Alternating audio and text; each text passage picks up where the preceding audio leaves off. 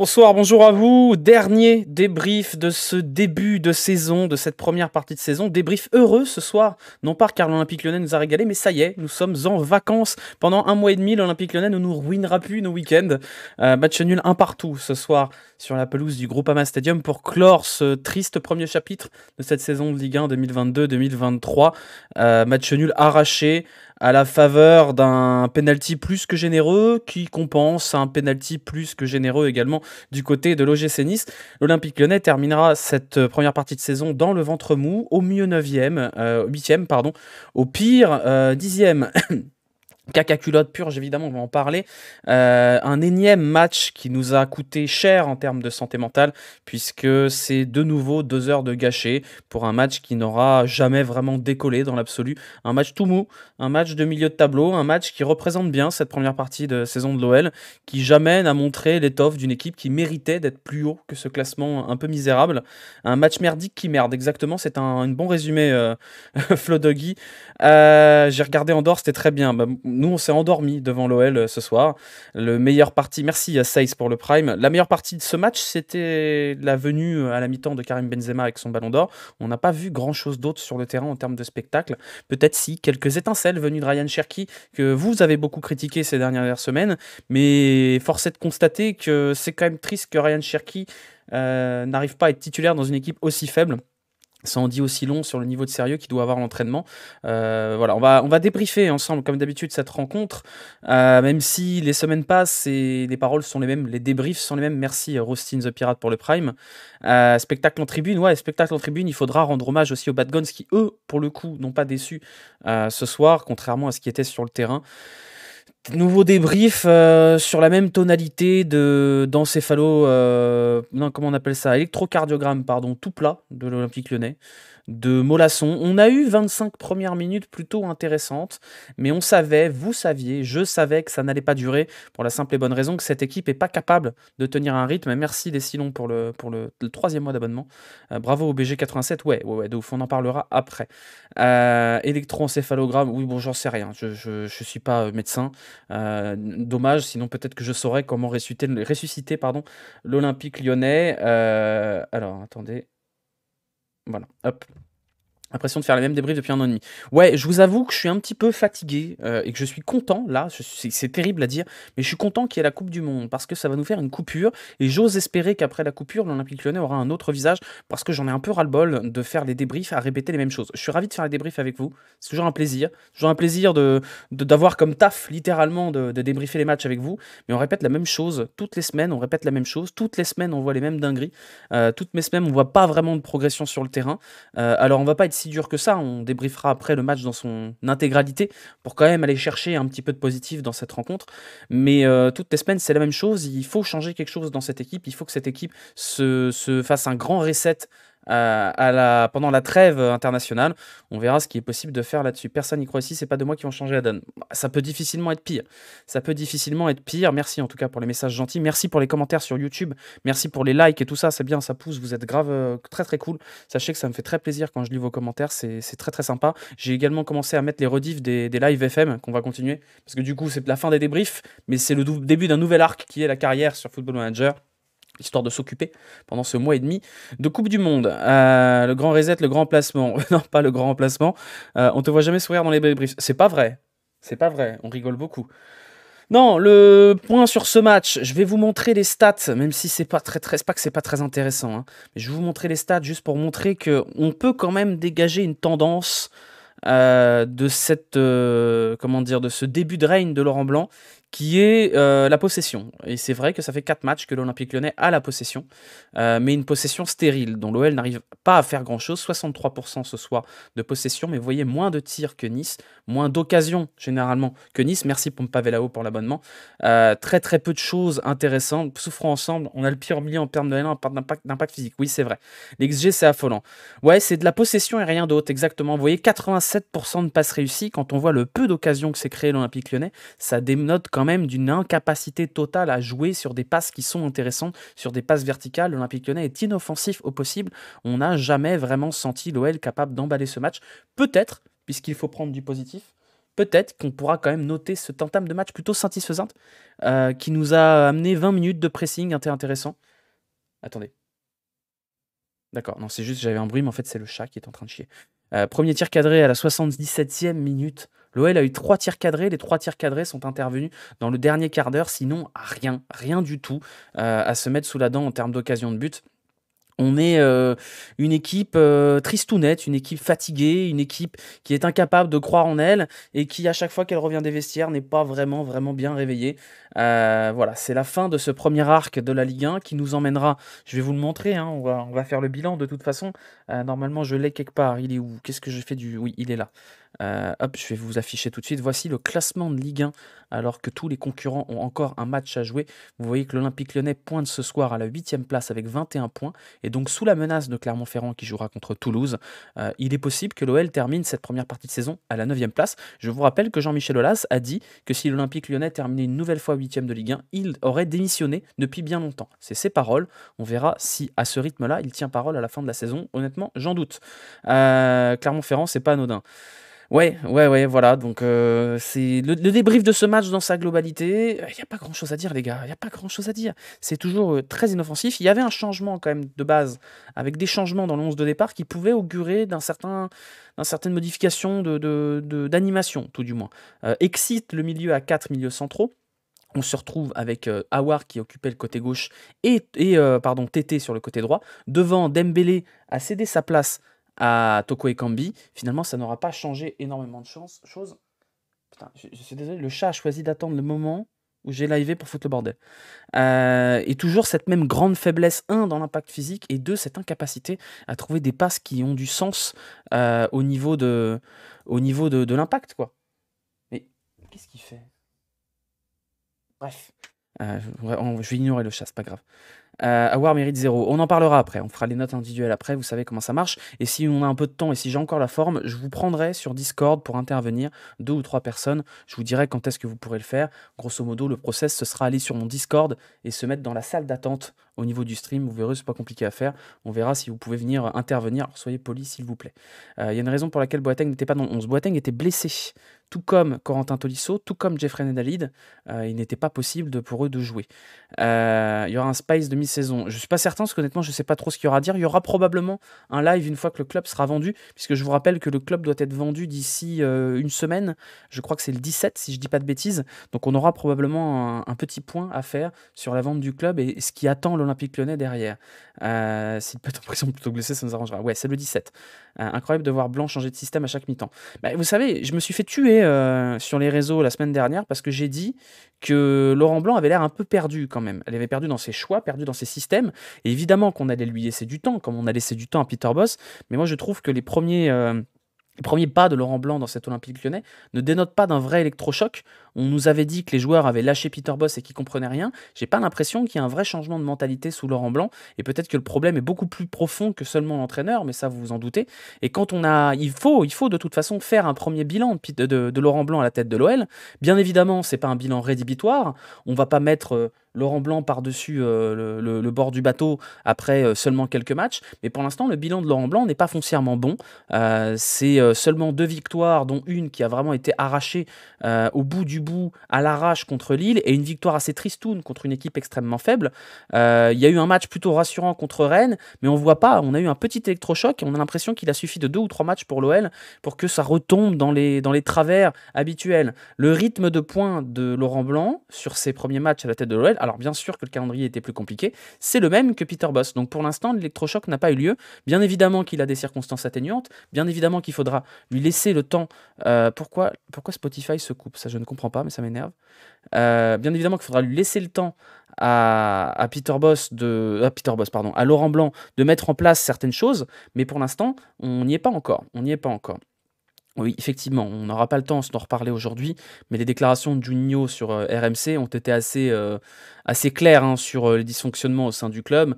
Juninho a plus ou moins expliqué que quand on est directeur sportif à l'OL, on ne sait pas combien d'argent on a dépensé. Il a bien expliqué que les joueurs se pensaient arriver et que globalement, c'était très difficile d'avoir de la régularité dans cette équipe parce que les joueurs, on n'avait pas grand-chose à foutre d'être là. Est-ce que Laurent Blanc sera capable de redresser la mentalité de cette équipe?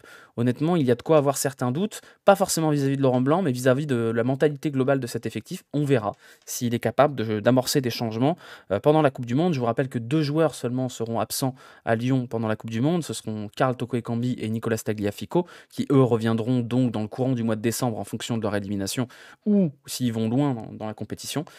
Pour le reste, on aura l'équipe complète pour essayer de travailler un petit peu, essayer de remanier tout ça, que ce soit physiquement ou techniquement.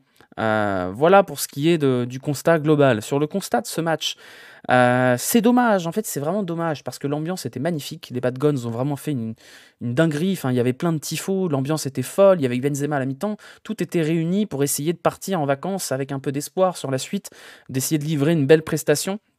Et on a toujours vu cette OL soporifique, cette OL incapable de tenir plus de 20 minutes sur un rythme même pas effréné, sur un rythme tolérable. Non, j'étais pas au stade, je suis jamais au stade. Je peux pas aller au stade et débriefer juste après, vous vous doutez bien. Jamais eu autant. Oui, bah, ça doit ça doit être une des premières compétitions internationales depuis très longtemps où il n'y a pas de joueur lyonnais qui part à la Coupe du Monde côté français. Voilà, on a rarement vu. Moi, ce qui m'a vraiment inquiété, c'est que autant l'ouverture du score de Nice, elle est pas contre le cours du jeu, parce que l'OL n'était pas en surdomination, mais elle est un peu dommage. C'est-à-dire que c'est pas un moment où Nice semblait très fort, et on n'a jamais eu le sentiment d'avoir une équipe qui était en phase de révolte. On a vu un OL très très endormi, et il a fallu ce penalty plus que généreux, parce que franchement, s'il n'y a pas penalty sur le tag de Tagliafico sur Sanchez la semaine dernière, je vois pas où il y a penalty sur la Casette, hein, très honnêtement.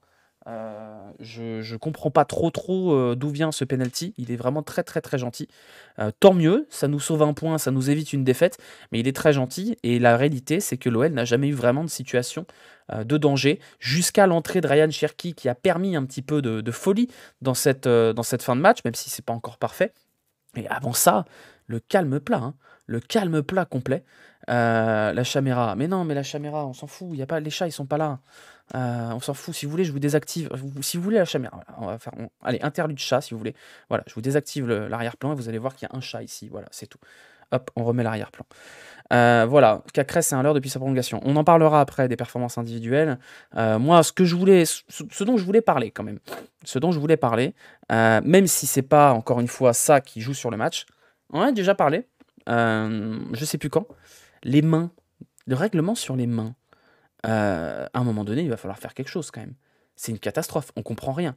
Là, Nice bénéficie d'un penalty pour une main de Nicolas Tagliafico qui se fait allumer à bout portant par Nicolas Pepe avec une frappe qui partait probablement dans les temps du grand large à Dessine, et il y a penalty. Il y a 2 semaines, Nice a également bénéficié d'un penalty contre Nantes pour une main pas forcément évidente, avec un ascenseur de l'attaquant sur le défenseur nantais, et a vu une de ses actions non sifflée, alors qu'il avait un de ses joueurs qui avait fait une double main dans la surface, ce qui a d'ailleurs valu à Comboiré 3 matchs de suspension parce qu'il a dit que c'était un peu une catastrophe. Faut couper les bras. Non, il faut qu'on m'explique les règlements sur les mains. 2 choses.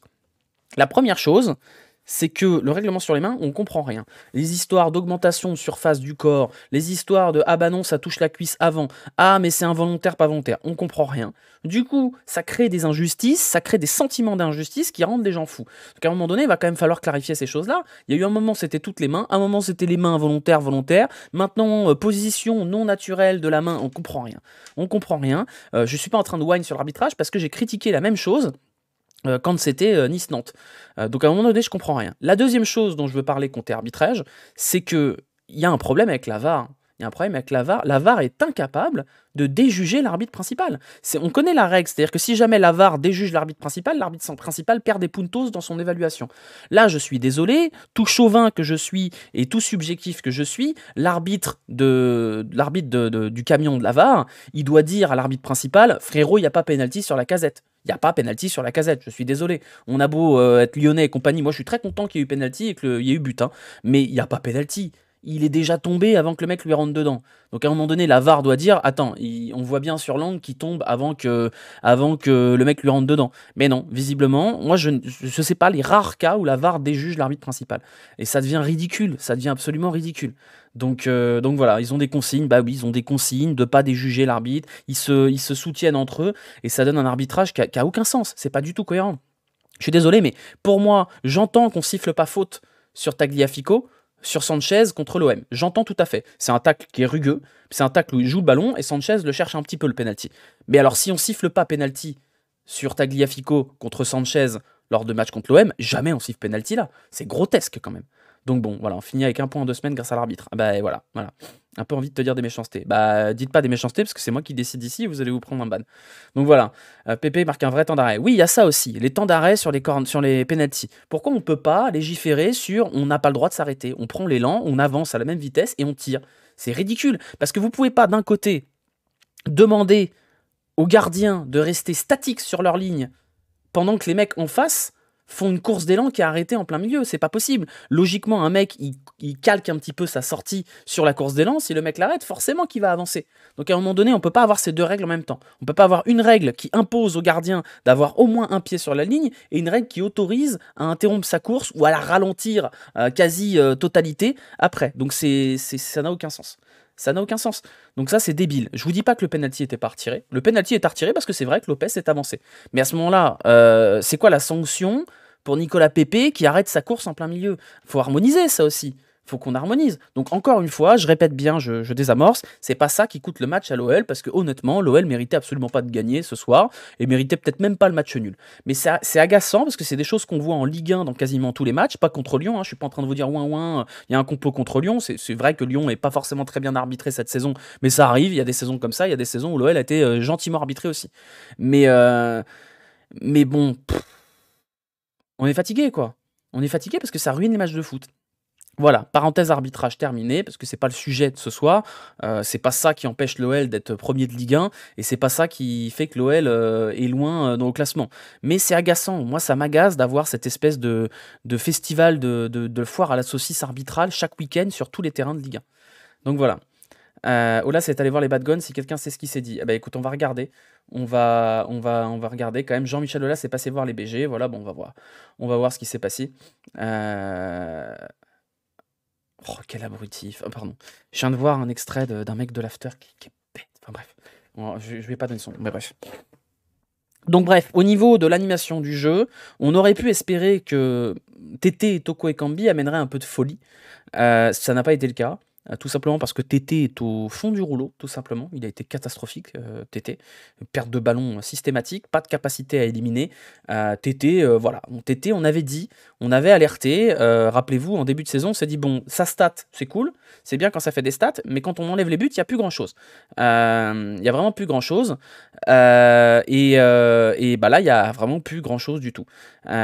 Tété, c'est laborieux, et finalement, on va peut-être être content de ne pas l'avoir acheté. Si, c'est lui, Mika Watch. Mais bref, je préfère pas en parler parce que j'ai bossé 2 ans là-bas, et bref, voilà. T'espérais vraiment? J'espérais pas spécialement, moi. J'espérais pas. Merci Big V pour l'abonnement. Toko Ekambi, bah, il nous a fait du Toko Ekambi, c'est-à-dire qu'il y a toujours les mêmes qualités, c'est-à-dire une vraie qualité à prendre des appels, à trouver les espaces, et puis toujours les mêmes défauts, c'est-à-dire qu'il tire, il connaît pas le bouton croix sur sa manette, il fait que du carré, du carré, du carré, du carré. On passe aux notes individuelles. Chaque chose en son temps, les gars, ça fait même pas 10 minutes qu'on a lancé le débrief, il va être court sinon. Oui, j'ai bossé 2 ans là-bas, oui. Chez TCM. Merci Tagliafico, effectivement, merci Tagliafico. On voit que c'est peut-être le seul qui sent le foot dans cette équipe. On fera les notes individuelles après. Je vous cite quand même, vous savez quoi, parce qu'on va faire un interlude, je vous cite ce qu'a dit Jonathan Marcardi à l'after. Les supporters lyonnais acclament un mec qui a dit cette semaine qu'il ne reviendrait jamais jouer là-bas. Il n'a aucune raison d'être célébré sur la pelouse, les supporters français doivent se respecter. À quel point faut rien comprendre au football et aux émotions que provoque le football pour dire que les supporters lyonnais n'ont aucune raison d'acclamer Karim Benzema. C'est à quel point il faut être pisse-froid et bête pour aller manquer de discernement sur le fait qu'un peuple lyonnais est fier d'avoir un petit gamin de son coin Ballon d'or. Je vous jure que ça me fascine, mais ça me fascine. C'est comme si vous disiez, «Ah bah, il y a Rai qui est revenu sur le terrain du PSG, aucune raison de l'acclamer, il joue plus au club». C'est comme si on disait aux Parisiens qu'ils avaient pas le droit d'aduler Ronaldinho parce qu'il a passé que 2 ans chez eux. Heu, on est fatigué, quoi, voilà, mais bon, après ils sont contents, ils font des likes sur Twitter. C'est trop abusé d'être dans le clubisme comme ça. Ouais, c'est ça, bah, après on sait qui ils supportent aussi, donc voilà, mais bon. Alors maintenant, c'est vrai que c'est un peu triste et je vais vous dire, ouais, c'est un peu triste qu'on en soit, nous, supporters lyonnais, à avoir comme seule source de joie et de bonheur, le sacre individuel d'un mec qui n'est plus au club depuis 10 ans. Ça, c'est vrai, c'est vrai. Alors moi, je suis très heureux pour Benzema et je fais partie des mecs qui sont, profondément heureux que Benzema ait été ballon d'or, mais c'est vrai que c'est un peu triste que ce soit le seul truc qu'on ait à fêter à l'Olympique Lyonnais depuis 10 ans. Ça, c'est vrai. C'est vrai. Maintenant, pas comprendre pourquoi les Lyonnais sont contents, faut quand même le faire exprès, quoi. BG le Babette Das. Oui, je l'ai récupéré. Je l'ai récupéré. Après 1 mois à l'avoir prêté, je l'ai récupéré. Voilà, voilà de ce côté-là. Pour le reste, je sais pas trop ce qu'on peut raconter sur les performances globales de l'OL avant de passer aux performances individuelles. On parlera des entrants après. Globalement, c'est très triste l'Olympique Lyonnais, hein. C'est vraiment très triste. C'est déprimant, voilà, c'est déprimant. Toutes les semaines, on se retrouve, toutes les semaines, on dit la même chose, toutes les semaines, on tire la gueule. Et en plus, là, c'est déprimant dès le vendredi. Parce que quand c'est le dimanche qu'on perd, au moins on peut passer un bon week-end. Là, on est vendredi, en plus, c'est un vendredi, un week-end de 3 jours. Voilà, le week-end, il est flingué.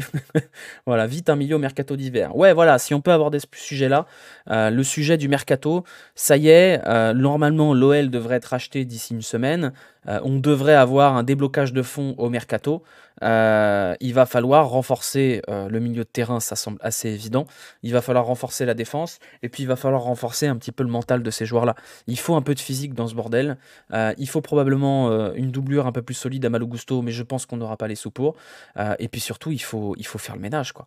J'ose espérer au fond de moi que John Textor regarde tout ça, voit ce marasme ambiant et se dit qu'il va falloir quand même prendre des décisions, même si c'est pas lui qui peut les prendre, puisque je vous rappelle que Jean-Michel Aulas va rester à la tête du club pendant encore 3 ans. Euh, pff, voilà, voilà pour l'instant. C'est ça, week-end mort. La vidéo est encore plus. On va pas regarder la vidéo quand même, mais bon. C'est sur le rachat à la grosse enveloppe. Théoriquement, si l'OL est bel et bien racheté dans une semaine, ce qui n'est pas encore certain, mais logiquement, on en prend la direction, parce que si c'est pas le cas, c'est la catastrophe ADA. Normalement, ce rachat est conjugué à une augmentation de capital de 84 millions d'euros, dont il a été promis qu'une moitié servirait à renforcer l'effectif. Une augmentation de capital, c'est quoi? Merci Tolol pour l'abonnement. Une augmentation de capital, merci Yavi69 aussi. Une augmentation de capital, ça consiste à élargir le capital social du club et donc injecter directement de l'argent dans le club. Donc ça va permettre déjà de désendetter un petit peu le club, mais de rajouter des liquidités immédiatement. Donc le problème derrière, c'est quelle sera la part de cette augmentation de capital qui sera consacrée à renforcer l'effectif plutôt que les infrastructures, et deux, qu'est-ce qu'on va faire de l'argent? Parce que je vous rappelle que l'Olympique Lyonnais a beau avoir de l'argent, hein, le budget de l'OL est largement tolérable, même le budget transfert de l'OL est plutôt tolérable dans l'absolu, mais que les gens qui gèrent cet argent-là sont des gens qui n'ont pas beaucoup d'idées. Rappelez-vous Sabrina qui nous disait à la fin de la saison dernière qu'elle trouvait que Tolisso Lacazette, ça manquait un petit peu d'idées. On a bien vu que l'OL a eu une bonne idée, c'était Tagliafico. Pour le reste, bon, les bonnes petites pistes et les bons coups, c'est pas nous qui les avons. Donc voilà, on va voir si l'OL est capable de se bouger un peu. La vérité de tout ça, c'est que l'OL ne fait que payer les pots cassés de sa stratégie d'un autre âge. On nous a expliqué qu'il n'y avait pas besoin de cellule de recrutement parce qu'on a un abonnement Y-Scout et une clé Football Manager offerte par FM Guru à Bruno Chéroux probablement. Forcément, c'est un peu plus compliqué quand on n'a pas les outils des vrais gros clubs. On voit bien que les clubs qui surperforment en Ligue 1, c'est-à-dire Lens, Lorient notamment, sont des clubs qui surperforment parce qu'ils ont su aller chercher des petites pépites que personne n'avait vues avant eux. À Lens, on est allé chercher Frankowski, on a réussi à aller chercher Seko Fofana, on est allé chercher Openda cette année. Du côté de Lorient, on a réussi à aller chercher Terem Moffi il y a quand même pas mal de temps. On a réussi à faire de l'argent sur Armand Lorienté. On réussit quand même à aller chercher des mecs qui apportent une plus-value dans l'effectif. Et vous me dites que l'OL n'a pas le bon effectif, il y a deux problèmes à l'OL. Un, il y a une construction d'effectifs qui n'est pas bonne, et ensuite il y a la mentalité derrière et l'état d'esprit qui n'est pas bon non plus. Et ça, honnêtement, c'est des choses qui sont tellement ancrées profondément que je ne suis pas certain que Laurent Blanc arrivera à les changer derrière. Même Reims arrive à choper à des mecs comme Ito. Mais Reims, c'est pas la première fois. Reims, on est sur un tout petit club en termes de moyens. Reims, c'est un club microscopique en termes de moyens en Ligue 1, c'est un budget pas loin d'un budget de relégable. Comment Reims est passé de club qui sortait de Ligue 2 à un club plutôt sympa qui s'installe en Ligue 1? Comment Reims a fait? Eh ben, ils ont misé sur le scouting. Reims, ils sont allés chercher Jens Cajuste, ils sont allés chercher Balogun à Arsenal, ils sont allés chercher Ito, qui est exceptionnel. Avant ça, ils ont quand même cherché Ekitike, ils ont pris Rajkovic, rappelez-vous, Predrag Rajkovic, qui était un des meilleurs gardiens de Ligue 1. Ils avaient, comment il s'appelle, Thomas Fouquet, côté gauche. Ils avaient plein de petits mecs, random, qui se sont avérés des bons petits jougadors de Ligue 1. Or, aujourd'hui, les bons petits jougadors de Ligue 1, l'Olympique Lyonnais est absolument incapable d'aller les chercher. Woodfess aussi, oui, Woodfess, effectivement. Woodfass, pardon. Donc voilà, forcément que l'OL n'est pas capable d'avoir ces bonnes idées-là. Et j'ai envie de vous dire qu'il y a plein de clubs de Ligue 1 qui ont des bonnes idées. J'ai entendu dire, vous vous rappelez de Brel Mbolo? On nous a dit non, Brel Mbolo c'est nul, on n'en veut pas. Mais Reims au Mercato, c'est très fort. Il n'y a rien qui empêche l'Olympique Lyonnais de prendre des recrues que le stade de Reims a pu prendre. Vous n'allez pas me dire qu'un Ito ou un Balogun, aujourd'hui, ça ferait tâche à l'OL. Moi, je ne suis pas certain. Vous n'allez pas me dire qu'un Rajkovic, ça aurait fait tâche à l'OL il y a quelques années. Woodfass, ça aurait fait beaucoup de bien à l'OL aussi. Et à un moment donné, l'OL n'est pas capable de faire ces choses-là. Dizazi aussi, ouais. On n'avait pas parlé de Dizazi, bien sûr, Axel Dizazi. Donc personne ne bosse. Regardez le RC Lens. Le RC Lens, pareil, en termes de moyens, c'est tout petit. Alors, je ne vais pas redire que c'est un petit club parce qu'on va encore choper ma chemise, mais en termes de moyens et d'infrastructures, c'est un petit club, Lens. C'est un grand club avec une très grande histoire, mais c'est un club avec des petits moyens. Comment Lens a fait pour aller chercher des mecs comme Facundo Medina, pour aller chercher des Seko Fofana? Comment on réussit à convaincre Seko Fofana, qui explose tout en Italie, d'aller au RC Lens? Bah, avec un projet, voilà, avec un projet. Et quand on n'a pas de projet, qu'est-ce qui se passe? Eh bah, personne ne veut venir. Et puis du coup, on finit 8e et les gens veulent encore moins venir, etc., etc., etc. Voilà, donc, et en plus de ça, il y a un état d'esprit à l'OL et visiblement une mentalité des joueurs qui fait que les joueurs qui arrivent tombent dans une espèce de torpeur qui font qu'ils deviennent nuls. Romain Fèvre est devenu nul, alors qu'il était quand même bon avant. Les Oussem Aouar, les Maxence Cacré et toute cette petite bande-là, on va en parler, c'était quand même à un moment donné de leur carrière des joueurs exceptionnels qui auraient pu rêver de grands clubs européens. Et vous n'allez pas me dire le contraire, quand on les a vus contre la Juventus et contre Manchester City, il y a 2 ans maintenant, on a quand même imaginé qu'Oussem Aouar pouvait peut-être même jouer dans le Manchester City de Guardiola, que Maxence Cacré aurait peut-être pas fait tâche au Barça. Alors j'exagère, hein, bien évidemment, je suis en train d'exagérer. Mais maintenant, aujourd'hui, c'est des joueurs qui feraient tâche dans un 10e de Ligue 1. Qu'est-ce qui s'est passé? Qu'est-ce qui s'est passé? Voilà, donc à un moment donné, il y a quand même un problème qui fait que ces joueurs-là sont dans un état d'esprit qui soit ils bossent pas bien, soit ils sont malheureux. C'est simple. C'est simple. Donc voilà, ça c'est le constat global, et il va falloir, il y a un gros chantier qui s'amorce là, qui va s'amorcer. De 1, remettre cette équipe sur des bons rails au niveau physique, remettre cette équipe sur des bons rails au niveau technique, parce qu'il y a un déficit technique qui est ahurissant dans cette équipe. Vraiment, le niveau technique de cette équipe de Lyon est absolument... voilà, vous avez compris. Et derrière, surtout au niveau mentalité, il va falloir trouver un moyen pour que ces mecs-là aient envie de se déchirer. On a encore vu l'interview là il y a eu une interview de Lukeba il y a quelques mois qui disait qu'il pensait à la Coupe du Monde. Et là, il y a une interview qui est sortie sur Prime Video, mais je crois que ça date un petit peu, de Moussa Dembélé qui a dit oui, je pense que je peux aller à la Coupe du Monde. Frérot, t'es pas bon dans une équipe qui est pas bonne, dans un championnat qui est moyen. Mais tu t'attends à quoi? À quoi ils tournent ces mecs-là? C'est-à-dire que Moussa Dembélé se dit ouais, moi je suis un des meilleurs attaquants français, ouais. Mais calma quand même. On est 8e de Ligue 1. On a fini 8e de Ligue 1, on est 8e de Ligue 1. Vous croyez que le 8e de Ligue 1, il peut fournir des joueurs à l'équipe de France? Ça va pas très bien. Enfin, aujourd'hui, Enzo Lefebvre, il est plus proche de l'équipe de France que Maxence Cacré. Voilà, c'est simple. Donc aujourd'hui, ces mecs-là, on leur pose des questions sur l'équipe de France, ils disent ouais, pourquoi pas, ouais. Ouais, il y a moyen, ouais. Bah, non, il n'y a pas moyen. Hein, il n'y a pas vraiment moyen, non, il n'y a pas moyen. Aujourd'hui, il n'y a aucun mec de l'effectif qui mérite d'aller en équipe de France, simplement. Simplement. Même Maxence Cacré. Vous voyez, ce qui est terrible, c'est que dans un monde où ces joueurs-là affichent un niveau correct, aujourd'hui, en équipe de France, vous avez Jordan Vertou. Intrinsèquement, vous n'allez pas me dire que le pic du Jordan Vertou est supérieur au pic du Maxence Cacré qu'on a vu pendant la Coupe du Monde. C'est-à-dire que ces mecs-là, en plus, ils ont raté l'opportunité de leur carrière. Parce que quand vous regardez l'effectif lyonnais, aujourd'hui, dans le potentiel, hein, en tout cas ce qu'on peut imaginer ces joueurs à leur meilleur niveau, vous avez peut-être 4 ou 5 joueurs qui, dans un monde parallèle, auraient pu se retrouver à la Coupe du Monde. Imaginons que Maxence Cacré ait gardé son niveau, Maxence Cacré ou Oussem Aouar, aient gardé leur niveau du Final 8. Bah, c'est des mecs qui n'auraient pas fait tâche dans cette équipe de France-là, vu la profondeur de banc. Un Moussa Dembélé qui garde un rythme de but aurait été en contention, même si la concurrence est folle. Un Malo Gusto, s'il avait poussé son niveau suffisamment haut, aurait pu prétendre à une place en tant qu'arrière droit. Je vous rappelle que le dernier en date, c'était Léo Dubois. Et même un Lukeba. Même un Lukeba. Sauf que ces mecs-là, ils ont un palier, ils ont un plafond de verre, et à partir du moment où ils ont tapé ce plafond de verre, ils retombent. Ils retombent. Et c'est dommage, parce que du coup, ils ruinent leur carrière. Ils ruinent leur carrière. Un Moussa Dembélé, s'il hausse son niveau de jeu et qu'il finit la saison avec 20 buts et qu'il enchaîne derrière et qu'il en met 10 comme Martin Terrier, je suis à peu près sûr qu'il est au moins préconvoqué. Et ça, je suis désolé, mais c'est dommage. Parce qu'aujourd'hui, il n'y a pas débat. Aujourd'hui, il n'y a pas un monde où Aouar, Cacré, Lukeba, Gusto, Dembélé, Aouar sont en contention pour être sélectionnés en équipe de France, parce qu'ils n'ont absolument pas le niveau de jeu pour ça. Mais il y a eu un moment où ils ont affiché un niveau, d'ailleurs certains ont été sélectionnés, Aouar a été sélectionné, qui aurait pu leur permettre. Et quand on voit le vivier à certains postes, le vivier au poste d'arrière droit, les blessés au poste de défenseur central, au milieu de terrain, comme c'est la bérésina absolue, ces mecs-là ont raté une occasion dans leur carrière. Voilà, ils ont raté un truc.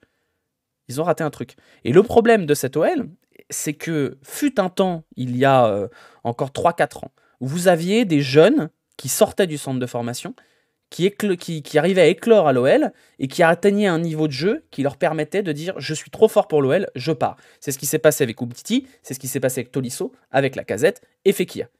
Aujourd'hui, vous avez des jeunes qui sortent du centre de formation, qui arrivent à éclore à l'OL, qui arrivent à montrer un niveau de jeu assez élevé. Et au moment où ils doivent passer cette dernière étape qui fait d'eux des joueurs européens, bah ça marche pas. Et derrière, ça retombe. C'est ce qui s'est passé avec Aouar, c'est ce qui s'est passé avec Cacré, c'est ce qui s'est passé même un peu avec Fekir, mais Fekir, il a des circonstances atténuantes. C'est ce qui est en train de se passer avec des Gusto et avec tous ces mecs-là. Et aujourd'hui, le principal problème de l'OL, c'est que ces joueurs-là, ils se sentent arrivés à partir du moment où ils ont fait 3 bons matchs en Coupe d'Europe. Et Aouar, il mange depuis 2 ans sur son Final 8. Cacré, depuis son Final 8, il n'a pas progressé d'un seul iota. Gusto, depuis l'an dernier, ça progresse pas non plus énormément. Et c'est un vrai enjeu à l'OL de réussir à remettre en place une structure, un environnement qui permet à ces joueurs-là de dépasser ce plafond de verre de joueurs, de bons joueurs de Ligue 1. C'est tout. Ah, je vous dis pas que c'est fini pour ces mecs-là, mais je vous dis qu'aujourd'hui, vous voyez bien le problème. Merci Largotom et merci Socrate pour les réabonnements. Merci beaucoup. Donc voilà, c'est ça pour moi le problème. Juste les kebabs. Non, mais je vous dis pas qu'ils sont. Je vous dis qu'il y a un plafond.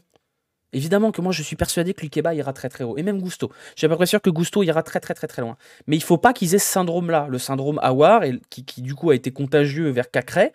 Et qui visiblement se transmet de génération en génération, quoi. Donc voilà. C'est quand même ça qui est un peu dommage. Donc l'enjeu pour moi de Laurent Blanc et de l'état-major du club, c'est qu'ils ont maintenant 2 mois, 1 mois et demi, pour aller instaurer un état d'esprit ici, faire le ménage au prochain mercato, merci Auré pour le prime, pour que ça bosse, pour que ça ait envie de bosser et pour que ça bosse, parce que pour l'instant ça ne fonctionne pas. Voilà, ça ne fonctionne pas et je pense que l'OL a besoin d'un grand coup de balai, monstrueux coup de balai, pour que on repasse vers l'avant, quoi. Lyon sur l'historique, les 7 titres, les matchs en Coupe d'Europe, il faut passer à autre chose. Bien sûr, Lyon est un club qui vit dans le passé. Tu penses à qui à part KTE? Ah mais moi je pense à Karl Toko Ekambi, je pense à tous les mecs qui sont en prêt et qui vont revenir. Je vous rappelle que Youssouf Koné ne joue pas, que Tino Kadewere ne joue pas, que Senkos Kassar ne joue pas non plus à son prêt, donc ils vont tous revenir après. Je pense à Toko Ekambi, mais même Toko Ekambi pour moi c'est pas le pire. Je pense qu'un mec comme Aouar doit partir, et il va partir parce qu'aujourd'hui j'ai pas l'impression qu'il ait la tête à l'endroit dans ce club-là. Je pense même que certains joueurs iconiques n'apporte pas forcément ce qu'il devrait apporter. Aouar, il a 23 ou 24 ans. Donc voilà, Youssouf Koné, mon secours, quoi. Donc voilà, à un moment donné, il faut repartir sur d'autres bases. Mais le problème de l'OL, c'est qu'on paye cette espèce de truc qu'on avait pressenti, rappelez-vous, à l'époque Ndombele, l'époque Aouar, même pendant la Juventus. Hein, rappelez-vous qu'au moment d'affronter la Juventus, Aulas a dit Aouar, je l'amène à la Juventus pour le vendre, en gros. Il avait dit un truc du genre comme ça. Il faut qu'on arrête cette espèce de truc de vous êtes là pour être vendu, donc en gros, vous êtes là pour vous, quoi. Il n'y a personne aujourd'hui à l'OL qui s'imagine s'inscrire dans la durée dans ce club-là, parce que ce club n'est qu'un tremplin, a été vendu comme un tremplin, parce que ce club a besoin d'être un tremplin pour être vendu. Pour être vendu déjà, et pour survivre sur la durée. Les Mendes, il faut qu'ils... Bah bien sûr. Il y a un ménage à faire. Boateng, Mendes, Toko Ekambi, Jeffrey Adelaide, tous ces mecs-là, Damien Da Silva, il faut faire le ménage, quoi. Et surtout, il faut avoir un vrai leader, il faut des Tagliafico, quoi. Plus de Tagliafico, moins de Boateng, plus de Tagliafico, moins de Toko Ekambi, quoi. Et surtout, surtout, surtout, surtout, les joueurs, c'est bien, le coach, c'est bien, mais vous savez très bien où est le problème. Vous savez très bien où est le problème. Ça fait 4 coachs qui se succèdent et à aucun moment, l'OL a été mis en mesure d'amorcer, ou en tout cas d'inverser son déclin. On a voulu nous faire croire que c'était la faute à Juninho. Ouin ouin Juninho, casse-toi Juninho. Il s'est cassé, ça n'a rien changé. C'est même encore pire parce qu'au moins Juninho, il avait des contacts, il avait une aura qui a permis à l'OL quand même d'avoir dans son effectif 2 des meilleurs joueurs des dernières années qu'il a pu avoir, c'est-à-dire Bruno Guimaraes et Lucas Paqueta. Aujourd'hui, l'OL n'a pas un seul vrai gros joueur dans son effectif avec une forte valeur marchande et qui peut prétendre à terme à devenir un très grand joueur européen. Peut-être Castello Luqueba. Donc voilà, Juni a tout dit. Bien sûr, Juni a tout dit. Juni a tout dit sur RMC, mais on le savait. On le savait, bien sûr qu'on le savait. Donc voilà, aujourd'hui, quels sont les motifs d'espoir côté lyonnais? Le motif d'espoir, c'est que John Textor se rende compte de tout ça et puisse amorcer un changement en interne pour que ce club devienne ce qu'il mérite d'être. Parce qu'aujourd'hui, quand on voit les infrastructures, enfin je suis désolé, on va reprendre les choses dans l'ordre. La dernière fois, j'ai plus ce que j'ai tweeté, il y a un mec qui m'a répondu. Après c'est Twitter, hein. Vivement la mort de Twitter, parce que comme ça on pourra parler entre gens intelligents. Il y a un mec qui m'a expliqué qu'on n'était jamais content, qu'on passait notre temps à râler et qu'on était des enfants gâtés qui avaient été nourris au caviar pendant les années glorieuses de l'OL. Comme si on devait être content, ou en tout cas trouver ça normal que l'OL soit 8ème de Ligue 1, alors que l'OL a un budget qui doit l'amener au moins à la 3ème place, des infrastructures qui sont parmi les meilleures au niveau européen, tout simplement. Un stade comme ça, un centre de formation comme ça, il y a très très très peu de clubs en Europe qui peuvent se targuer d'avoir ça. Et aujourd'hui, l'OL a des résultats qui sont, en termes de ratio sur infrastructure, moyens, performance, c'est très difficile de faire pire que l'OL. Il y a probablement Schalke qui doit faire pire, la Juve actuellement qui doit faire pire aussi, dans le court terme en tout cas. Mais l'OL doit être très très très solide en termes de résultats par rapport aux moyens et aux possibilités de ce club. Et le problème, c'est qu'on est à notre place. Non, on n'est pas à notre place, c'est pas vrai. On n'est pas à notre place, on est à notre place par rapport au niveau de jeu, on est à notre place par rapport à éventuellement l'effectif, mais jamais, au grand jamais, l'OL est à sa place par rapport aux moyens qu'il a. C'est pas possible d'être 8ème de Ligue 1 quand on a les moyens de l'Olympique Lyonnais, quand on a le stade de l'Olympique Lyonnais, quand on a le centre de formation de l'Olympique Lyonnais, les infrastructures de l'Olympique Lyonnais. C'est pas possible d'être 8ème, c'est impossible. Ça n'a aucun sens. Ça n'a aucun sens que l'OL soit à cette place-là. On ne dit pas que l'OL ne mérite pas d'y être, je vous dis juste que compte tenu des moyens, je sais pas, c'est comme si vous avez, je sais pas, 100 balles pour faire un repas et que vous faisiez des coquillettes au jambon au micro-ondes, quoi. Voilà, bah c'est pas parce que vous savez, à ce moment-là, démerdez-vous, quoi. Vous l'avez mérité. Mais bien sûr qu'on l'a mérité. Je dis pas qu'on l'a pas mérité, c'est pas ça la question, petit potio. Je dis juste que ça n'a aucun sens. Ça n'a aucun sens. Pourquoi l'OL est à cette place-là? Parce que l'OL, c'est une suite de mauvais choix, une suite de mauvais encadrements et une suite de choses qui l'emmènent à cette place-là. Et c'est pas qu'on. L'OL, c'est logique qu'il soit à cette place-là, compte tenu des décisions sportives, mais ce n'est absolument pas logique que l'OL soit à cette place-là, compte tenu de son potentiel et de sa puissance. L'OL, en termes d'infrastructure et de budget, c'est un top 20, top 25 européen. Sur le papier, hein, encore une fois. Et l'OL, aujourd'hui, en termes sportifs, c'est un top 100, top 100 européen, maximum. C'est pas normal. C'est ça qui est pas normal. L'OL devrait, compte tenu de ses infrastructures et de sa qualité globale en termes de puissance financière et de moyens, jouer la 3ème place minimum. Et toute saison qui ne termine pas avec une 3ème place devrait être un échec. Aujourd'hui, l'OL finit 4ème, c'est pas mal, on est content. Mais d'où on est content? Ça n'a aucun sens d'être content. Ça n'a aucun sens. Donc voilà, donc tant que l'OL ne se sera pas structuré comme un vrai club du 21e siècle, on n'y arrivera pas. Tous les clubs aujourd'hui ont des grosses cellules de recrutement. Tous les clubs ont une plâtrée d'analystes vidéo, etc., etc. Tous les clubs sont à fond sur la data, à fond sur la détection, au-delà des éducateurs. Et ce qui est terrible, c'est que ce club-là ne met pas les moyens pour ça, alors qu'il a à sa base absolue, des choses qui fonctionnent. En termes d'éducateurs chez les jeunes, en termes de centre de formation, l'OL est parmi les meilleurs d'Europe, et toujours parmi les meilleurs d'Europe. Et c'est quand même terrible d'avoir cette base-là, ce socle qui est aussi puissant, et ce sommet de la pyramide qui est autant à chier, quoi. C'est quand même terrible. Donc voilà, donc tant que ça n'aura pas changé, l'OL ne pourra pas passer dans cette autre dimension qui est celle des clubs qui peuvent avoir le succès que leur prédit leurs moyens. Voilà. C'est comme si tu avais 200 balles pour faire un plat, une cuisine en or et tous les ustensiles. Voilà, c'est ça. C'est ça. Même à Annecy, en Ligue 2, on a plus de recruteurs qu'à l'OL. C'est quand même incroyable. Et surtout que quand la question est posée, on dit non, non, on n'a pas besoin. On n'a pas besoin. Voilà, on n'a pas besoin. Donc voilà. Et c'est effectivement ça, c'est ce que tu dis, Yvan, là. L'OL, dans les années 2000, avait une avance absolument incroyable sur tous les autres clubs, y compris les autres clubs européens. Le centre de formation de l'OL a été le meilleur du monde pendant quelques temps, parce que l'OL était en avance sur tellement de clubs en termes de qualité d'infrastructure, même en avance sur ce côté holding de divertissement, et être autant en retard sur les aspects essentiels du football, quand on est autant en avance sur les aspects économiques et management de la marque, on va dire, c'est triste, c'est dommage. C'est quand même dommage. Il manque que le sommet de la fusée. Il manque que le dernier étage de la fusée. Tout est bien à l'OL, sauf l'étage important. Voilà, tant pis. Tant pis. Tant pis, on verra si John Textor change ça. On verra déjà si John Textor achète le club. Mais en attendant, advienne que pourra. Aujourd'hui, vous êtes même plus le meilleur centre de France. Oui, mais on est un des meilleurs centres de France. C'est pas grave, ça. Ça arrive, ça fluctue. Aujourd'hui, c'est Rennes. Demain, ce sera l'OL. On verra. C'est pas ça. Et surtout, on a perdu des gens très importants au club. On n'en a pas parlé, mais effectivement, c'est ce que tu nous dis. El Bourreau, on a perdu. Comment il s'appelait le mec qui est parti à Angers, là, qui est parti à Angers, comment il s'appelait? On a perdu Gérard Bonneau, on a perdu Armand Garrido, si je dis pas de bêtises. On a perdu. Comment il s'appelait le mec qui est parti à Angers, là, que Juninho a voulu garder? Non, pas Guy Lacombe, Patrice Girard. Patrice Girard, c'est ça. Donc on a perdu des historiques. Il y a Sage qui est parti aussi. Ouais, il y a celui qui est parti à Montréal, là, c'était qui? Enfin bref.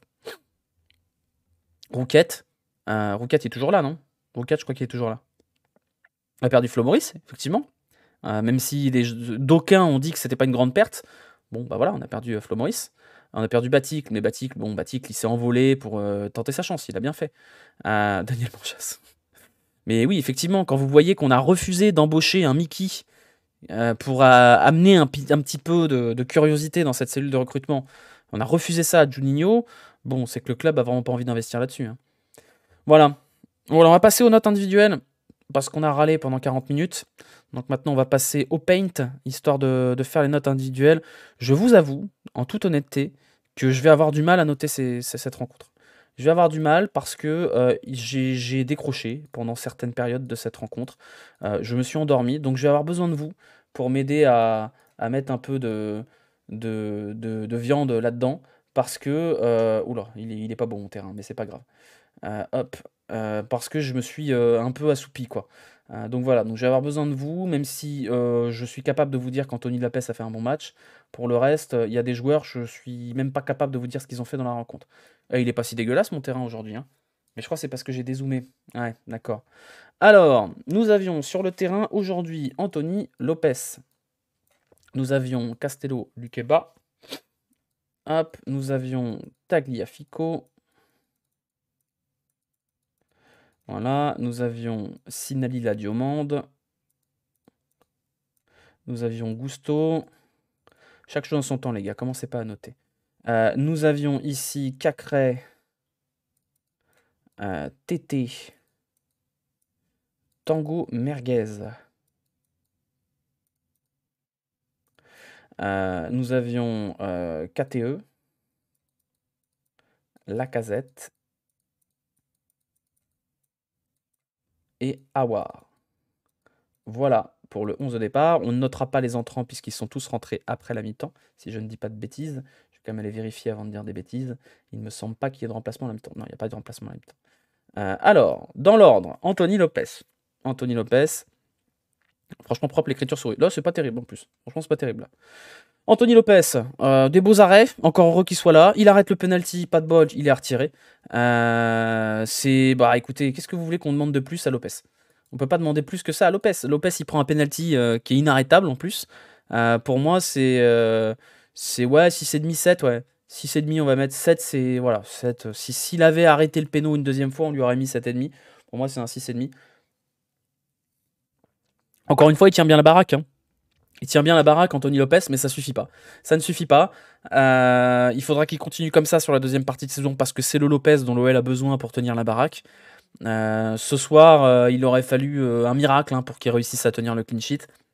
Mais bon, C'est mieux au pied, c'est un petit peu mieux, c'est quand même pas foufou, mais de toute façon, c'est plus ça qu'on attend de la part d'Anthony Lopez. De toute façon, il y a personne derrière lui, donc en fait, la place d'Anthony Lopez est plus du tout contestable dans ce sens-là. S'il arrêtait le deuxième penalty, c'était 8, oui, clairement, clairement. Mais voilà, c'est lui qui tient la baraque. Moi, j'aimerais bien qu'Anthony Lopez ait plus de rayonnement au niveau de l'état d'esprit, parce que c'est un peu toujours pareil, c'est-à-dire il y a un marasme. Il y a des matchs où on s'emmerde, et puis derrière, on a Anthony Lopez, on a Lacazette qui viennent dire: «Ah bah, il faut qu'on se parle, ah bah, il faut qu'on travaille». Bah, parlez-vous pour de vrai les gars, parce que là, à un moment donné, je sais pas ce que vous vous dites, mais fatigue quoi. Donc voilà. Donc voilà, 6,5 pour Lopez. Bon match, très bon match. Heureusement qu'il est là, encore une fois, parce que Dieu sait, je ne sais pas où serait l'OL sans Anthony Lopez cette saison. Peut-être même relégable, hein, qui sait. Mais bref. Lukeba, Diomandé, honnêtement, j'ai pas grand-chose à dire sur eux. Je les ai pas trouvés fifous non plus. Mais l'OL a pas concédé énormément d'occasions dans l'absolu. Il y a eu quelques occasions franches. Pour moi, ça vaut 4. Ouais, ça vaut 4 parce qu'ils ont pas été super rassurants. 4-5. Allez, 5, ouais, 5. C'est moyenasse. Ça a été moyenasse. J'ai pas trouvé Diomandé très rassurant et Dieu sait que j'adore Diomandé. Je mettrais 5 à Lukeba parce que je l'ai trouvé plutôt fiable, mais pas impressionnant. Et je mettrais 4 à Diomandé. Je mettrais 4 à Diomandé parce que je l'ai trouvé un peu fébrile sur certains moments. Il y a eu aussi un moment un 1 contre 1 contre Nicolas Pempe où il s'est fait vraiment manger. Moi, je trouve que ouais, je trouvais Diomandé un peu tristounet. Maintenant, faut quand même pas oublier que s'il n'y a pas penalty, l'OL fait clean sheet, hein. Donc c'est quand même qu'ils ont tenu la baraque. Mais ouais, Diomandé a été un peu fébrile, je trouve. Il y a besoin un peu de temps. Après, c'est le problème. C'est-à-dire que quand vous donnez du temps à Jérôme Boateng, vous n'en donnez pas à Diomandé. Donc tout le temps que vous donnez à Jérôme Boateng, c'est du temps perdu sur les automatismes de ces deux joueurs d'avenir que sont Lukeba et Diomandé. Lukeba et Diomandé, on sait que ce sera très probablement la charnière de l'Olympique Lyonnais la saison prochaine. Donc en fait, le temps qu'on a perdu avec Boateng, c'est du temps qu'on perd à ajuster la mire pour ces deux mecs-là. Donc on n'a pas le temps. On n'a pas le temps, donc il faut que cette charnière-là soit installée comme étant la charnière titulaire, parce que de toute façon, sauf miracle, les recrutements d'un gros défenseur, et on connaît l'OL, ça risque d'être compliqué, il va falloir que ce soit eux qui jouent. Pas dit on voulait leur demander. Oui, ils sont jeunes, bien sûr qu'ils sont jeunes, et ils ont une marge de progression qui est énorme tous les deux.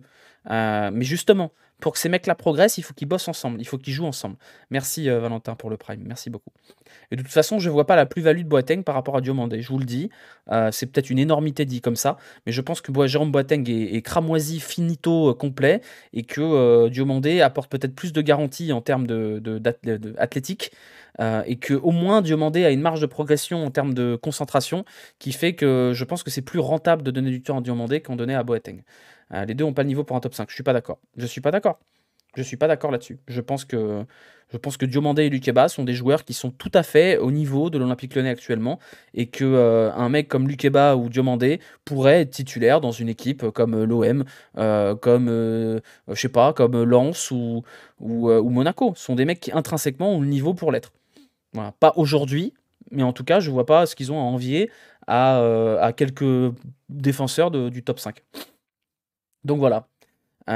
Gusto, bah, ouais, voilà. Ouais, ouais, Gusto. Pas mauvais, Gusto, mais pas bon non plus. Donc, c'est un 5, hein, Gusto. Non, alors vous êtes dur en disant 4 parce qu'il a fait une deuxième période assez intéressante.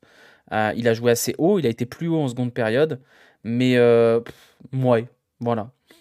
On va mettre 4,5 parce que vous mettez des 4, donc on va mettre 4,5. C'est bon, voilà. Je pense que Gusto, il faut qu'il aille se reposer. Et je pense que la trêve va lui faire beaucoup, beaucoup, beaucoup de bien. Et il fait plus aucune différence. Ouais, ça c'est vrai. Et qualité de centre, il faut travailler. Il faut travailler et il va falloir qu'il soit aussi mis dans de bonnes conditions. Pour l'instant, c'est pas le cas. Et Gusto, je pense qu'il a besoin de souffler aussi. Je pense qu'il a besoin de souffler. Effectivement, il n'a pas été aidé par Nicolas Pepe qui l'a mangé pendant toute la première période. On va pas lui mettre la moyenne, mais c'est pas catastrophique non plus, quoi. Tagliafico, bah c'est comme d'hab, hein, Tagliafico. C'est le seul qui surnage. C'est le seul sur lequel on peut vraiment compter. Il y a cette passe en première mi-temps qui aurait pu faire but. Cette ouverture pour Aouar. Tagliafico, c'est la force tranquille. C'est la grinta. J'ai très peur. Moi, je vais vous dire de quoi j'ai peur. J'ai très peur que Tagliafico aille à la Coupe du Monde et revienne complètement cramé. Et donc j'ai très peur de ça parce qu'on va le perdre Tagliafico pendant 1 mois et demi. Si l'Argentine va loin dans la Coupe du Monde, ça risque d'être très compliqué pour Tagliafico derrière. Donc j'ai peur que arrivé en janvier, il flanche parce qu'il va être carbo, hein, et je pense que ce sera le cas pour beaucoup d'équipes avec des internationaux qui risquent de voir leurs joueurs internationaux être complètement cramés au retour de la Coupe du Monde. Ils auront mangé un mois de compétition à 50 degrés et revenir dans le froid et le championnat après ça, ça va être très très compliqué pour eux. Donc bon, il va surtout être repéré. Non, je pense pas. Donc voilà, s'il est titu avec l'Argentine, ça risque d'être compliqué. Mais on verra et on va espérer, en tant que fossoyeur du football, que l'Argentine saute très vite de la Coupe du Monde pour qu'on puisse récupérer Tagliafico, puisqu'on est des Lyonnais et qu'on n'a pas grand-chose à foutre de la Coupe du Monde. Voilà. Tango Merguez. Notre ami Thiago Mendes. Eh ben, Thiago Mendes, on a la confirmation que c'était pas un défenseur, on a aussi la confirmation que c'est pas un milieu de terrain non plus. Il se cache à la relance, et vraiment, moi, c'est un truc qui me rend fou, Thiago Mendes. C'est un truc qui me rend fou, c'est-à-dire qu'à la relance, il sert à rien. Il se planque derrière des joueurs adverses, jamais il se rend dispo, et du coup, il laisse cette tâche-là à Cacré qui a du mal avec ça. Donc Thiago Mendes, il ne sert à rien sur ce match. Il y a eu des matchs corrects de Thiago Mendes où on s'est dit, ah, peut-être qu'il peut servir à quelque chose, mais il est lent et il se planque à la relance, donc putain, mais c'est un ralentisseur de jeu, c'est un enfer. C'est un enfer, il n'a pas envie de jouer au foot, quoi. Donc Thiago Mendes, je sais que son match vaut pas la note que je vais lui mettre. Je le sais. Je sais que ça va être sévère, mais c'est une note d'énervement sur Thiago Mendes. Donc je vais mettre 2. Voilà. Je vais mettre 2 parce qu'à mon sens, c'est quand même un des mecs qui doit être la plaque tournante de l'équipe. Et il sert à rien, quoi. Et évidemment, si on met 2 à Thiago Mendes, on peut pas mettre mieux à Cacré. On peut pas mettre mieux à Cacré parce que Cacré, il a encore fait un match catastrophique. Cacré, waouh, Cacré, c'est dur. C'est dur. Et ça me fait de la peine. Ça me fait de la peine. Non, vous avez raison. On va mettre 3 et du coup, on va mettre 2 à Cacré. Qu'est-ce qui se passe? Qu'est-ce qui se passe, Maxence? Qu'est-ce qui se passe? Vraiment, je comprends pas ce qui se passe, Maxence Cacré. Il y a un truc qui va pas du tout. J'ai l'impression que quand on l'a vu avec Zach en septembre pour l'émission, on a aspiré son âme à Maxence Cacré. J'ai l'impression que j'ai fait un selfie avec Maxence Cacré et Malo Gusto et qu'en prenant le selfie, j'ai aspiré tout leur football. Ça se trouve, il faut que j'aille sur un terrain de foot et c'est moi qui ai récupéré leur football et je suis super fort, j'en sais rien, tu vois. Mais j'ai l'impression que j'ai mangé leur âme. Je sais pas ce que j'ai fait, je sais pas ce qu'on a fait, mais ils ont fait une émission avec Zach, moi, Arcunir et Willou, et depuis, bah, je sais pas, peut-être qu'on les a séquestrés, qu'on les a remplacés par un clone. Mais c'est, ouais, fou, la vache. Comme dans Space Jam, ouais, exactement. Donc non, non, mais ouais, moi, ça me rend vraiment triste pour Cacré parce que c'est un joueur que j'adore et je me répète toujours là-dessus. C'est un joueur en lequel je crois énormément et j'adore son style et j'adore ses capacités à jouer vite. Et c'est un mec qui est capable de faire de très très très grandes choses et qui, à mon sens, est quand même destiné à aller très très haut. Et là, depuis le début de la saison, mais c'est de pire en pire. La trêve lui fera peut-être du bien. J'espère qu'on retrouvera à la rentrée un Cacré au niveau auquel il a été plus, plus tôt dans sa carrière. Parce que là, Cacré, c'est calamiteux et c'est pas normal. C'est vraiment pas normal. Il se Waris. Mais c'est un peu le même syndrome, quoi. C'est des mecs qui ont touché le soleil à un moment donné et qui sont rentrés dans le rang. Et en rentrant dans le rang, ils sont tombés en dessous de leur niveau normal, mais à des 10 000 lieues sous les mers, quoi. Donc après, on a le même syndrome chez Tété, on va y venir après, hein. Je sais pas ce qui se passe. Je sais pas ce qui se passe chez Cacré. Je sais pas si le problème est physique ou psychologique. On verra, hein, de toute façon, on va vite avoir le cœur net. Est-ce que c'est physique et ça ira mieux contre Brest le 28 décembre? Ou est-ce qu'il y a un problème qui est plus profond que ça, quoi? Donc je sais pas. Je sais pas. On se base quand même tous nos espoirs sur Extrême. Mais on est obligé d'avoir des espoirs quelque part, le Gertrude. On est obligé. On est obligé. Donc voilà, je sais pas. Moi, je souhaite que Cacré revienne à son meilleur niveau parce que j'adore ce joueur. Et j'ai pas envie de l'accabler outre mesure, mais c'est vrai que sa première partie de saison est catastrophique. C'est catastrophique. Tété, ça a été très très très très très laborieux. On dit je vais défendre sa première mi-temps. Bah pas moi. Pas moi, parce que Tété il a perdu un nombre de ballons absolument monstrueux. Et encore une fois, prenez le bon référentiel. Si c'est Toko Ekambi qui fait le match de Tété, vous sortez les fourches et vous foutez le feu au terrain sur Paint. Tété, on était un peu triste qu'il joue pas sous Laurent Blanc parce qu'il rentrait pas dans le système. Bah finalement, il a pas apporté grand-chose, quoi. Il lève pas la tête, il s'empale sur les défenseurs, il fait pas des bonnes passes. Les 20 premières minutes étaient OK, et puis après, pouf, disparu, quoi. Donc on va valoriser ces 20 premières minutes pour éviter de lui mettre une note absolument catastrophique. Mais beaucoup, beaucoup de déchets côté TT. Moi, je pense que la note qui s'implique, c'est 3 parce que voilà, pas grand-chose à en garder de ce côté-là. Aouar, oh là là, Aouar. Je suis triste pour Oussem Aouar. Je suis très triste aussi. Je suis très triste parce que j'ai toujours cru en Oussem Aouar et j'ai cru à un moment donné que ça y est, c'était bon, il avait remis la tête à l'endroit. Et il a intérêt, hein, Oussem Aouar, à remettre la tête à l'endroit parce qu'il n'a pas encore prolongé. Et à ce rythme-là et à ce niveau-là, Oussem Aouar, il trouvera jamais un club à la hauteur de ce qu'il attend. Donc, je sais pas, honnêtement. Pareil, je comprends pas ce qu'il faut faire pour que Oussem Aouar sorte la tête de l'eau. Parce que là, c'est désastreux, quoi. C'est absolument désastreux. Voilà, donc on va mettre 2 aussi. Voilà, on va mettre 2. Euh, mais, euh, mais oui, là aussi, il y a besoin d'un changement en profondeur. Peut-être que pour Aouar, c'est un changement de club. Moi, je pense que oui, et ça me rend triste parce que Dieu sait que j'adore Oussem Aouar. Mais là, oui, voilà, voilà. On va arriver sur la doublette. On va commencer par Karl Toko Ekambi qui nous a fait du Karl Toko Ekambi. Donc comme d'habitude, hein, voilà. Enfin, toujours cette même capacité à trouver les bons espaces et à être actif. Karl Toko Ekambi, il faut reconnaître ces choses-là. Et puis toujours cette incapacité chronique à faire les bonnes choses avec le ballon. Donc Karl Toko Ekambi, c'est un peu la même chose. On va mettre 3 parce qu'il n'y a pas grand-chose à en garder non plus. Et la casette, pour le coup, c'est pas un bon match de la casette non plus.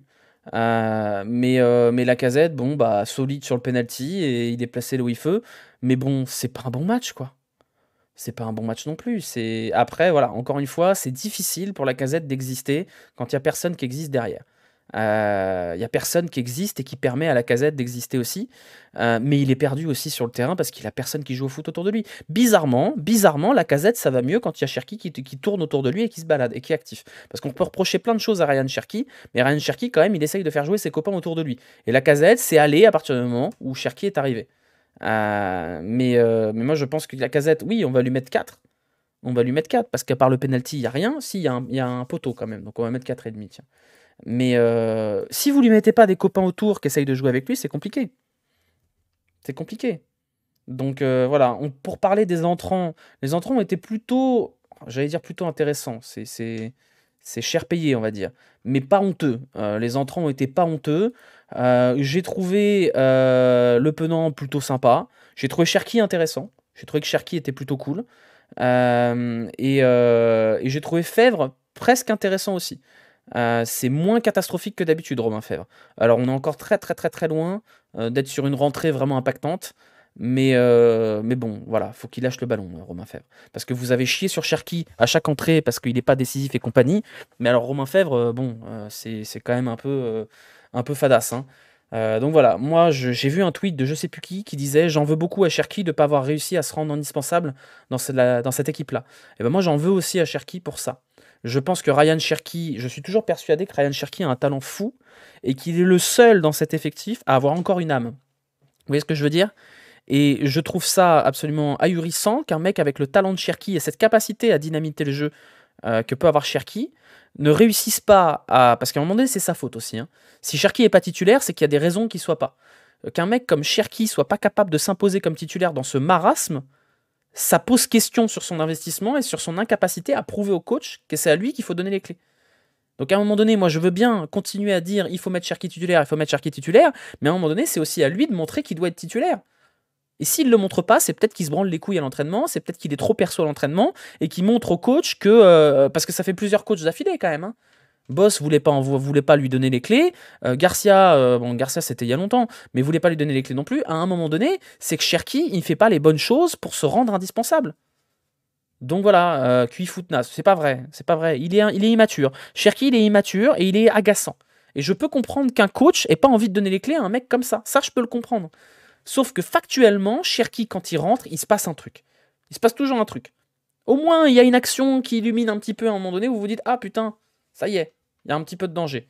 Et à côté, il fait des passements de jambes à 50 mètres du but et on a envie de s'arracher les cheveux. Donc moi, je suis d'accord avec vous qu'il est énervant. Je suis d'accord avec vous sur le prisme de jugement de Cherki, extrêmement sévère, parce qu'il y a des trucs qu'il fait qui donnent envie de se fracasser la tête contre le mur.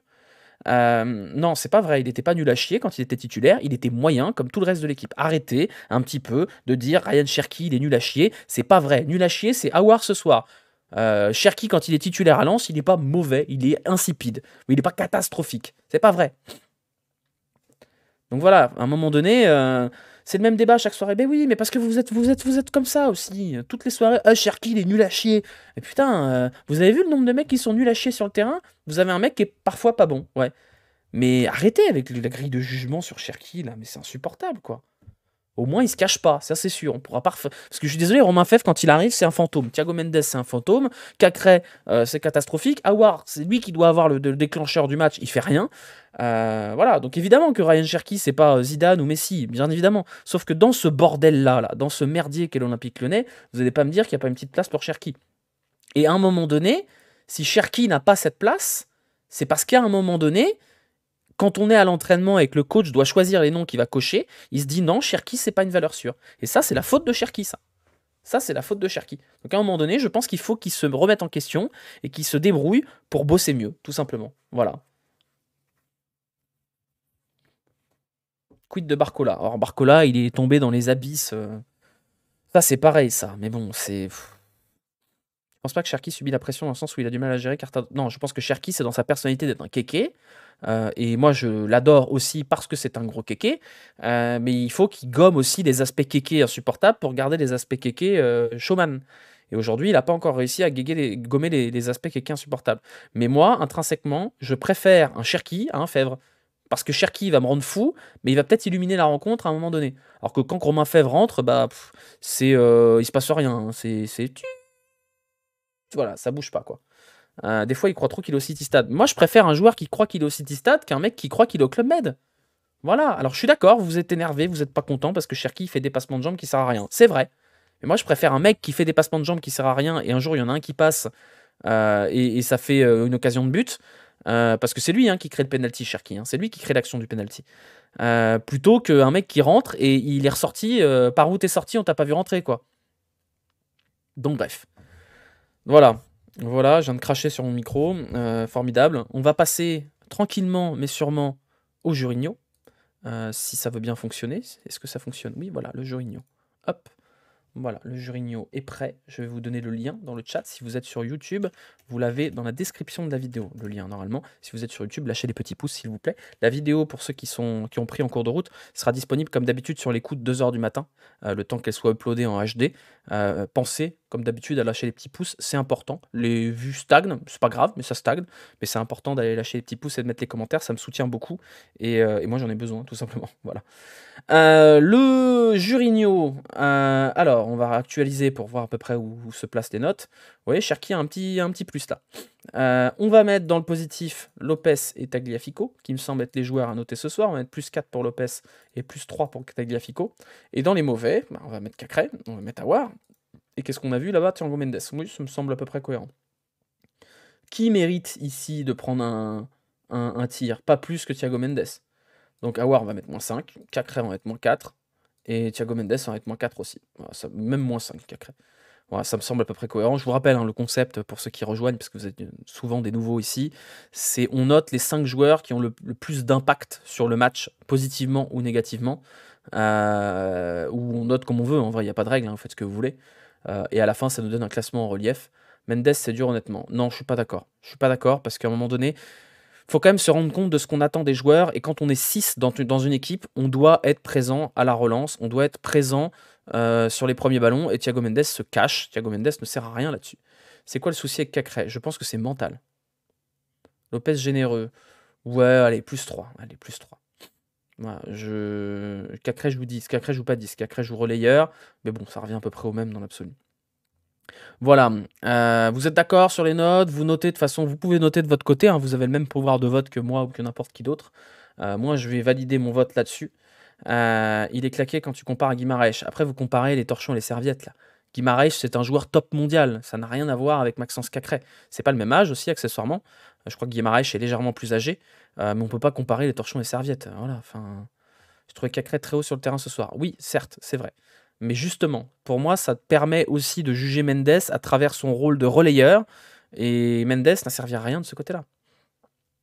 N'a servi à rien de ce côté-là. Voilà. Trop haut Cacré. Je pense qu'il est trop haut aussi. Je pense qu'il joue trop haut. Voilà.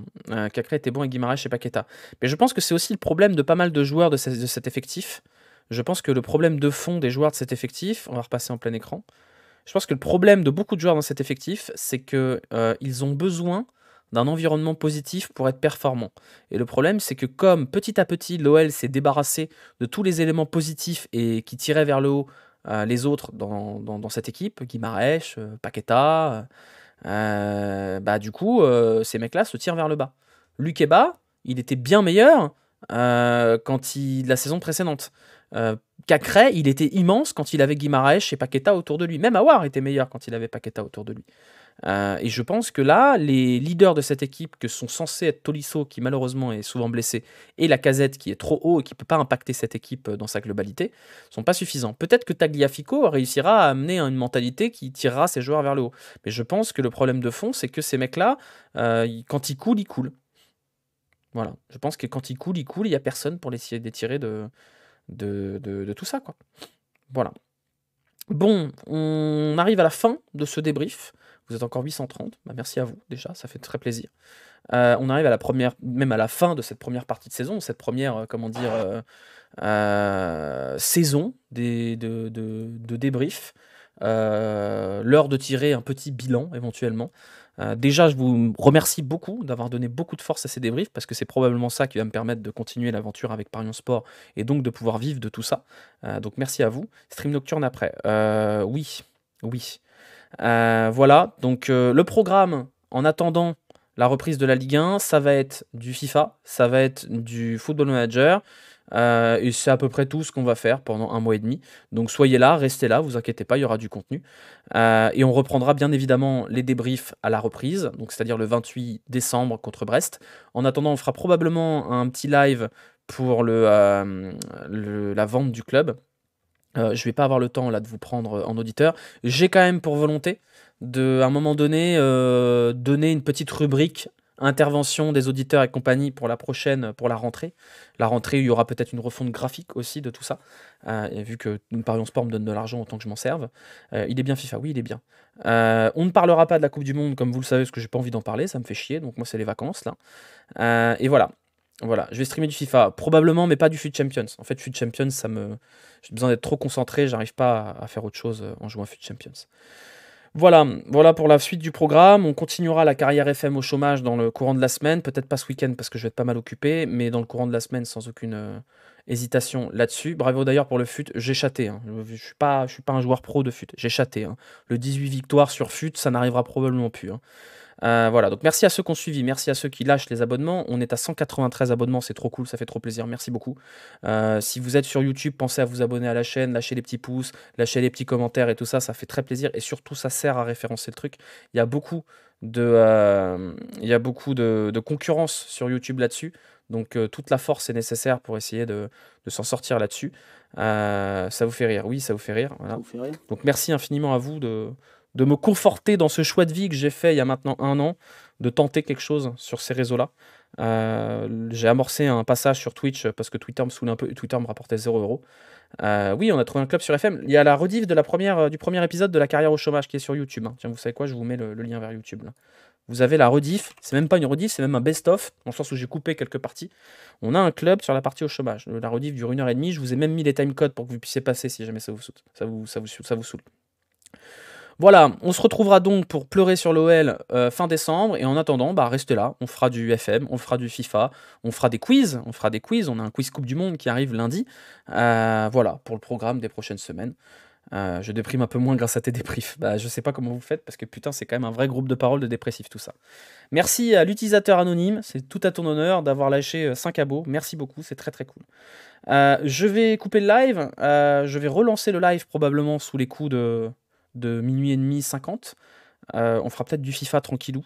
Blabla FIFA, je pense que ce sera ça. Et puis, c'est le moment de raid la poubelle TV. Bah, je vais pas raid parce que du coup, on va revenir chez moi après. Donc voilà. Donc rendez-vous pour ceux qui n'ont pas envie d'aller dormir. Rendez-vous dans environ 1/2 heure, le temps que je mette la vidéo sur YouTube, etc., etc. Et puis pour les autres, on se retrouvera quand vous avez envie. Si vous voulez regarder du FM, si vous voulez regarder du FIFA, ou si vous voulez participer à un petit quiz lundi, gagner des free bets offerts par Parion Sport. Voilà. Je vous souhaite une bonne nuit, bonnes vacances, prenez soin de vous, bonne Coupe du Monde pour ceux qui la regarderont. Et puis, bah, bonne trêve pour les autres. Voilà. Bisous, à bientôt, ciao, merci encore.